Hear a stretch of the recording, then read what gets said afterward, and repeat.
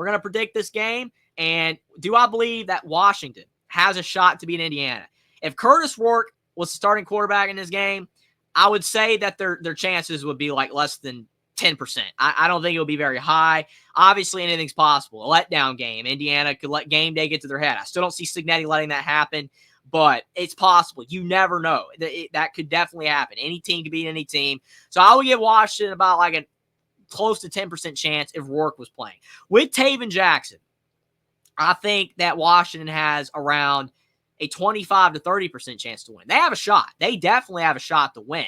But the question is will they win? When I'm looking at Taven Jackson, 12 of 18, 225 yards, 3 touchdowns. He hasn't made mistakes this season. Something that he's had a lot of problems with in years past. He's gotten better. He's not Curtis Rourke, though. He's not going to be as consistent as Rourke. He's not going to have that pinpoint accuracy. But he did have a pass to Elijah Surratt late in the Nebraska game, where he threw it over the top of the defense, pinpointed the pass, perfect pass. It was a beautiful ball. Probably the best pass Taven Jackson's had in college. So that is encouraging.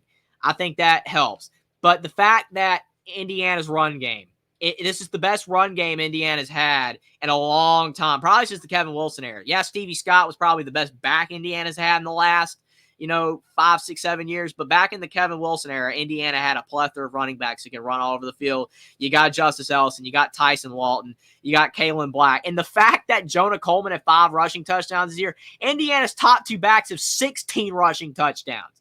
Yeah, Indiana can run the football. And that's going to help Taven Jackson. Now, he's not going to have to throw all game. Plus, Taven Jackson can run. You already see he has 36 rushing yards in 6 attempts. I don't think they're going to have Taven Jackson running all that much because they're not going to want him to get hurt. But I'm just saying, Taven Jackson can add to that rushing attack. Yeah, they definitely don't want him getting hurt, and then you have to go with the third-string guy. But in certain situations, you can still run him out there a little bit. Just make sure he gets out of bounds or slides so he doesn't get hurt. But Indiana's got those running backs. They're not going to have Taven Jackson throwing 50 passes in this game. That's going to help. And then Indiana's receivers, Elijah Surratt, Omar Cooper, Miles Price, Miles Cross, Keyshawn Williams. All Taven Jackson's got to do is throw it in their direction. They're going to catch the balls. Indiana's only had like 2 drops all season. They got an uber reliable wide receiver room. Definitely, that's going to help. And then Indiana's kicking game. That's something else that hurts Washington as well. Look at Grady Gross, their starting kicker, who was really good last year for Washington. This year, he's 10 of 17 on field goals. That's something else that hurt Nebraska. Nebraska's field goal kicking game is a mess, which is why when they started falling behind against Indiana, like they couldn't even get points because they couldn't kick field goals. So they kept going for it on 4th down, could not get it. So Washington's struggling with field goal kicks this year. Indiana, a perfect 4-4. All their extra points have been good. Now, Grady Gross has hit all of his extra points, but he's missing his field goals. So that's something else to monitor as well. And a close game, you can't hit field goals, you're going to end up losing. But Indiana's defense has been stellar this season. They got guys that can sack the ball, and Mikel Kamara, 6 sacks on quarterbacks. They got a lot of guys in the linebacking court, Aiden Fisher, Jalen Walker, Isaiah Jones, who are really good stopping the run. And even a guy like Aiden Fisher hasn't even been bad stopping the pass. And Indiana's corners and Sean Asbury, D'Angelo Pons, very solid guys. I think Indiana's just a better team here overall than Washington. I think they're better on defense. I think on offense, I think Washington's really solid on offense. I think that matchup's going to be a bit more even since Rourke's not in the game. But even with Taven Jackson, I think Indiana's offense is going to be good enough, disciplined enough, can run the ball enough that they're going to be a little bit better than Washington. And the fact that Washington has lost their 2 Big Ten road games, this is going to be a tougher game than Rutgers and Iowa. I'm going with Indiana to beat Washington 28-17. That is my prediction for this game. I know some people are going to be like, why aren't you picking Indiana to win by more? Well, I know I barely picked Indiana to beat Nebraska, and they blew them out. But there is always a chance that they play worse in this game.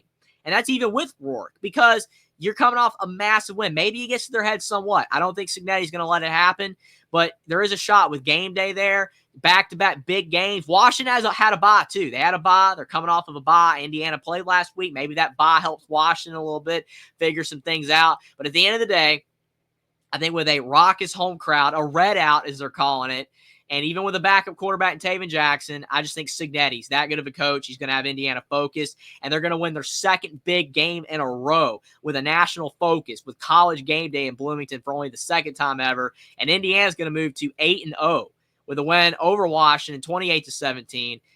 that would hurt Washington's chances of making a bowl game as well. They push them to 4-4 if they do lose to Indiana, but also help Indiana get closer and closer to possibly making the college football playoff, which they definitely have a chance to do.